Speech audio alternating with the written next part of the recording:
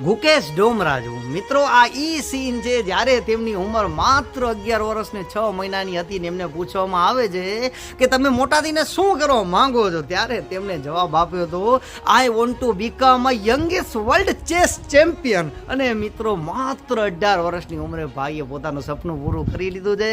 ચાઇનાના લિંગ ડિરેનને હરાવી વિશ્વના યંગેસ્ટ ચેસ ચેમ્પિયન પ્લેયર બની ગયા છે. અને મિત્રો એક તો ભાઈની સિમ્પ્લિસિટી અને આઇકોનિક વોકિંગ સ્ટાઇલ, એક મૂવ કરી અને ભાઈ પછી ઊભા થઈને વોકિંગ કરવા માંડ્યા. અને જ્યાં સુધી લિંગ ડીડીને રિઝાઇન ના આવ્યું ત્યાં સુધી ભાઈની આઇકોનિક વોકિંગ સ્ટાઇલ ચાલુ હતી. અને પછી ભાઈએ ખરેખર મેચ જીતી લીધી. મિત્રો ટોટલ છે ને 14 રાઉન્ડ રમાણા હતા, જેમાંથી 13 રાઉન્ડમાં બંને બે મેચ જીતી હતી, 9 મેચ ડ્રો ગઈ હતી. અને 14મા રાઉન્ડમાં તો આપણા ગુકેશ રાજુ વન સાઈડ નીકળી ગયા અને 7.5ના પોઈન્ટ સાથે ચાઇનાના લિન ડિરેનને હરાવી અને વિશ્વના યંગેસ્ટ ચેસ ચેમ્પિયન બની ગયા. આનાથી પહેલા રેકોર્ડ છે ને વિશ્વના મહાન એવા રશિયાના ગેરી કાસ્પારોવના નામે હતો. તેમણે 22 વર્ષ 6 મહિના ને 27 દિવસની ઉંમરે આ રેકોર્ડ બનાવ્યો હતો.